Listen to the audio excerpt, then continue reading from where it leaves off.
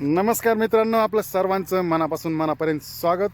तर मित्रांनो, बघूया आज आपण आपल्या डाळिंब बागेमध्ये आज आपण खोडं धुण्यासाठी जी फवारणी घेत आहोत तर कोणत्या प्रकारे घेतो आणि ती कशा प्रकारे करावी जेणेकरून चांगल्या प्रकारे आपण आपल्या डाळिंबाची निगा राखू शकतो, झाड मरण्यापासून वाचू शकतो. तर मित्रांनो बघा, तुम्हाला डाळिंब बाग दाखवतो, त्याच्यामधली सेटिंग पण दाखवतो कशा प्रकारे. आणि बघा मित्रांनो, आपण ही खोडची स्वच्छता कशी केलेली आहे.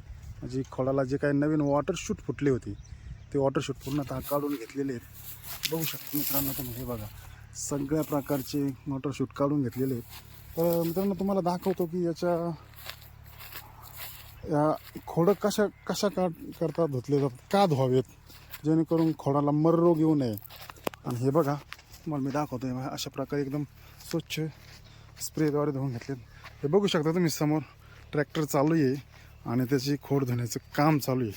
तर हे खोड धुण्यासाठी कोणते औषध वापरलेत तर चला आपण बघू.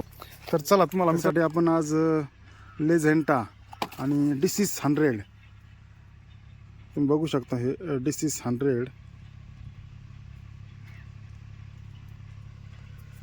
आपण दोन्ही एकत्र घेतो. त्याचबरोबर त्याच्यामध्ये तर मित्रांनो बघा, हे आपलं छोटंसं ट्रॅक्टर आहे आणि त्या ट्रॅक्टरच्या पाठीमागं आपण ब्लोअर जोडलेला आहोत. आणि या ब्लोअरच्या जे पाठीमागून तुम्ही बघू शकता बघा कशा प्रकारे स्प्रेने खोड धुतल्या जाते. ते बघा, आपण जे ब्लोअर आहे त्या ब्लोअरला 2 गन जोडलेले आहेत दोन्ही साईडने 2. आणि ते धुण्याचा बघा कशा प्रेशरमध्ये होतं आहे, जेणेकरून काय होतं आहे की सगळं असं व्यवस्थित बघा तुम्हाला दाखवतो.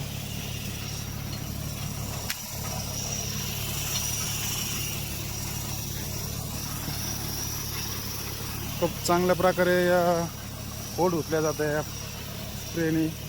ते 2 गन आहेत, त्या गनचा वापर करून चांगल्या प्रकारे खोड धुता येते.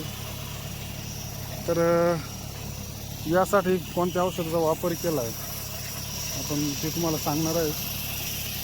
तर यासाठी आपण लेझेंटा आणि त्या डिसीस 100 हे घेतलेलं आहे. त्याचबरोबर त्याच आपण स्टिकरचा वापर केलेला आहे.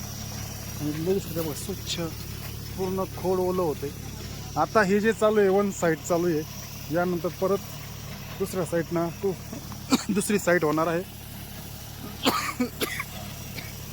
तर बघा तुम्ही कशा प्रकारे आपल्या डाळिंबाची निगा राखता, कशा प्रकारे खोडाचे धुता, कशा प्रकारे काय करता. तर याच्यामध्ये दुसऱ्या काही शेतकरी या खोडासाठी पेस्टिंग पण करतात. चुना असेल, गिरू असेल, या साहाय्याने ते एक एकदम उत्तम आहे. तर मित्रांनो, अजून कशा प्रकारे खोड धुतल्या जातात, अजून कशा प्रकारे त्याचा वापर केला जातो, नक्की मला कमेंटमध्ये सांगा, जेणेकरून आम्हीही आमच्या शेतामध्ये काही नवीन प्रकारे त्याची टेस्टिंग केली जाईल.